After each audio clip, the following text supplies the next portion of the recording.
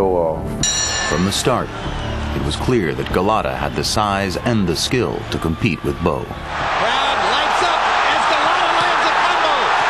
Bowe's wobbled. This is the first guy I ever fought that could hit me with a jab at will. It surprised me and threw me off.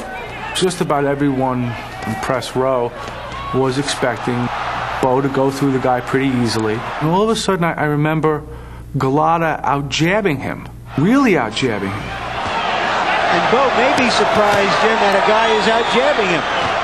I remember, as the rounds went on, turning to a writer next to me and saying, this guy looks like Jack Dempsey. The volatile Garden crowd was stunned by Golota's success against Bowe.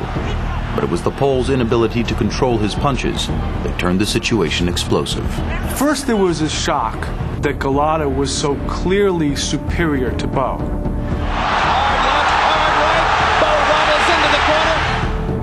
Then there's this shock that he's hitting him low, and he keeps hitting him low. What the hell's going on here? Next time it's a point. Last one. Wayne Kelly stops and warns him, no point deducted so far.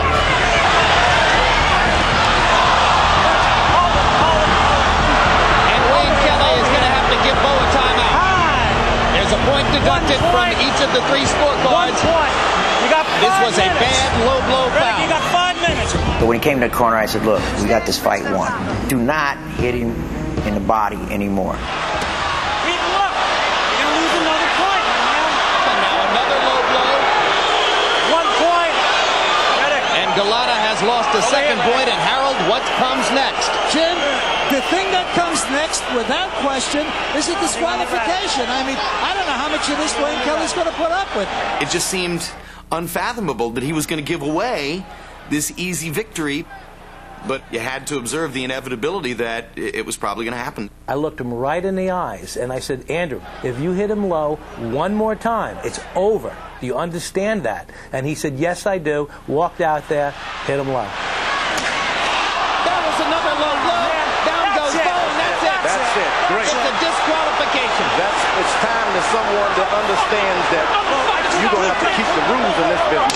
And now there's a fight in the ring that's been started by some of Bowe's handlers who went after Lou Duva, and somebody's going to get hurt in there. I remember a guy from Bowe's camp jumping into the mix and started to tomahawk Golota. I wasn't going in there to hit Golota until I felt like I was assaulted. And there are more people trying to go in. And Don't do it. Don't do it. Don't do it. Don't do it. They'll stop it. Don't come on. Get back. Go back where you'll see the tongue. Get on back. My microphone got knocked off my head. Don't do it, son. Don't do There's that. danger all over the place here. This is a very desperate situation. Lou Duva's in trouble. Lou Duva's in trouble on the ring mat. When he was on the ground, he was getting kicked. He was getting punched. 70-year-old man, he was helpless. First thing I thought is, oh my God, Lou's died in there, right in the middle of all this craziness in the ring, but he clearly wasn't conscious. Duva's being taken out on a gurney right now, and we hope that they can get it through the crowd. And they had about 4 or 5 guys carrying it, and they were turning me over. I said, for Christmas' sake, it's safer to go back in the ring and fight. You guys are killing me over here, you know? 4 minutes after Golota was attacked, Duva was taken to the hospital for observation. The violence in the Garden was spreading. George Foreman trying to be the peacemaker. What are you doing?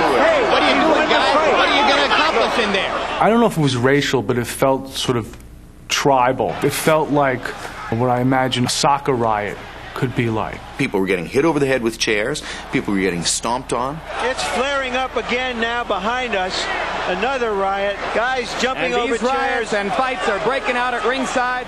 At that point, I realized, well, if I stay here, I'm not going to be able to report much longer because this whole setup is bound to come apart. And I just dumped off my headset and ran up one section in Madison Square Garden to deliver a little bit broader perspective on what was going on. And I've never been involved in a more personally terrifying situation than that one. This ring has been stormed by thugs and hooligans. Obviously, emotions were flowing high on both sides.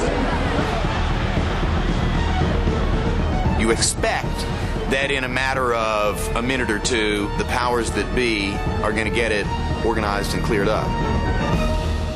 Well, there were no powers that be, were there? It was the desire of Madison Square Garden to provide their own security. And of course, since it's a private arena, unless you're invited in, you can't be there. In the beginning, there was no security at all. There was a couple of guys in their 60s trying to stop guys in their 20s. I was actually at home. I was watching TV, and a flash came across the TV that there was a riot going on in Madison Square Garden. So I called my security detail, and I responded.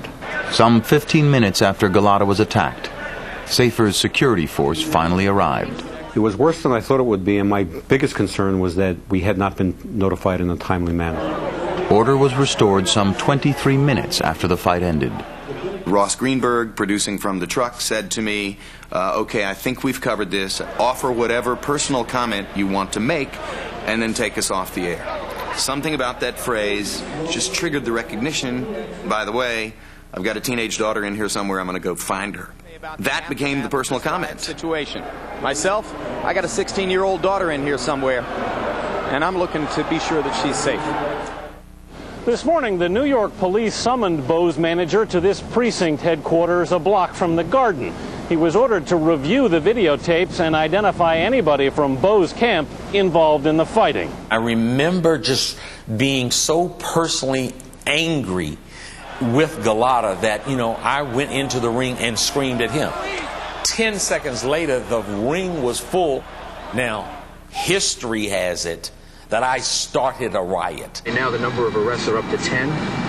The police are reviewing the videotapes with boxing officials and will make further arrests based on an analysis of the videotapes. In all, 22 people were injured and 14 arrests were made, including Jason Harris, a member of the Bowe security staff.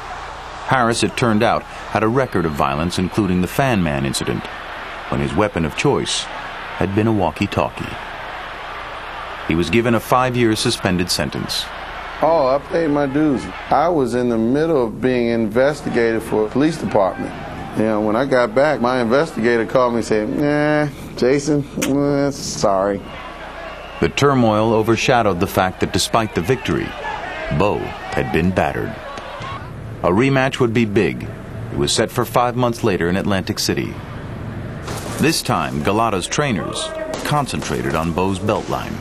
So the punches are going to be coming up here. They're going to be hitting him on the chin.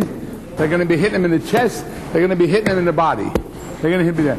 Over here, we've taught Andrew to keep away. This is a no zone over here.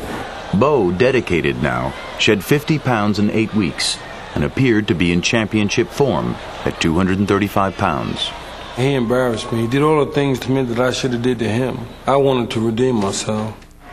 What Bowe and others didn't know at the time was that the 29-year-old's body couldn't overcome years of pounding and abuse. And the only championship part of him left was his heart. From the opening bell, he looked lethargic in the ring. But it soon became apparent that he was a spent force. That first fight was not just a matter of conditioning. He was an old fighter before he got old. He proceeded to hammer Bowe with the most continuous assortment of power punches that any heavyweight has ever had to take in a big fight.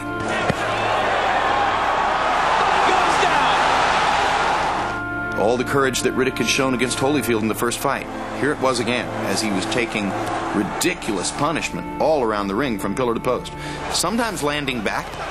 Riddick Bowe fighting with a nothing-to-lose attitude now. And Golota stumbles. Andrew Golota's never been knocked down, but he will be in a few seconds. After losing a point for intentional headbutting, Golota lost control of himself and his punches again in the fourth. Low blows by Golota, and Eddie Cotton will pull him away. All right, look. That's your first warning for low blows. All right, look. That's your first low for low blows. Your first one, no more, okay?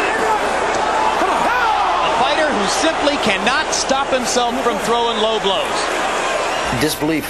I couldn't believe I was seeing the same thing again. I want all straight punches. And God damn it, step the jab in. No more body punches. You gotta go to the head with this guy. Uppercuts and go to the head.